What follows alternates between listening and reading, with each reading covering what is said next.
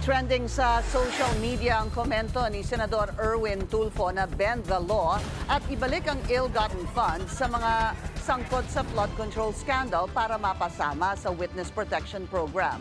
Pero bago pa ito umingay sa mga netizen, pinuna na ito ni Senador Robin Padilla. Narito ang agenda report ni Hannah T.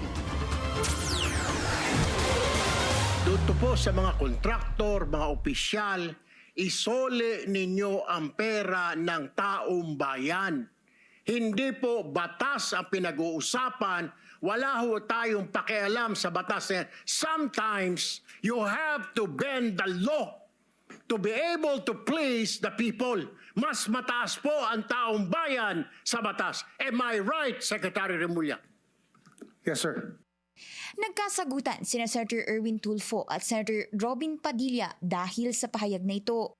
Sa latest Senate Blue Ribbon Committee hearing kasi, pinanawagan ni Tulfo na mabalik ang pera ng taong bayan matapos ang web of corruption na kinasasangkutan ngayon ng ilang opisyal.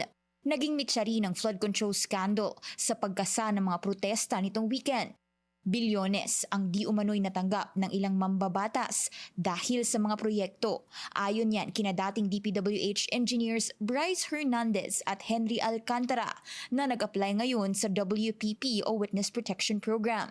Bagamat hindi required ang restitution o pagbabalik ng isang bagay ng isang akusado para makapasok sa WPP, sinabi ni Justice Secretary Boying Remulla na morally right at test of good faith ito. Pero nangamba si Senator Robin Padilla tungkol sa bending of the law. Isipin natin ang posibleng maging epekto nito sa ating mga komunidad. Lalo na po sa mga lugar na matagal na pong pinagsisikapan, itaguyod ang kapayapaan at kaayusan. Halimbawa na lang po sa Mindanao. Napakalulungkot po kung ganito ang ating pagbibitaw ng mga salita na we can bend the law.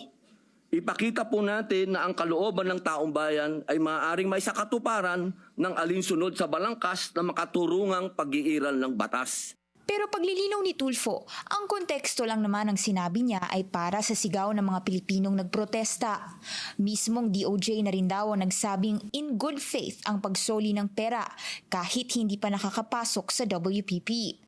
Ang problema kasi, Mr. President, kung susundin natin ang batas, alam naman po natin ang pagdinig sa ating bayan ay buwan at taon ang inaabot. Baka pagdating po sa dulo, wala na pong makuha ang gobyerno sa mga taong ito. Dapat lang daw magalit ayon kay Padilla, pero intindihin dapat ang iba pang communities na pinagsisikapang sumunod sa batas para makaiwas sa gulo. Paano kung isang araw gusto din nilang ng anarchy? Gusto din nilang magkagulo? Gusto din nilang lumusob sa Malacanang, pumunta ng Mindiola? Yun po yung mga bagay po na dapat po natin ding isipin.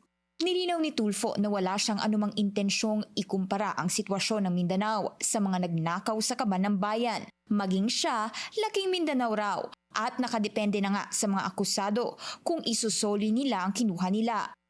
Para sa agenda, Hannah T, Billionaire News Channel.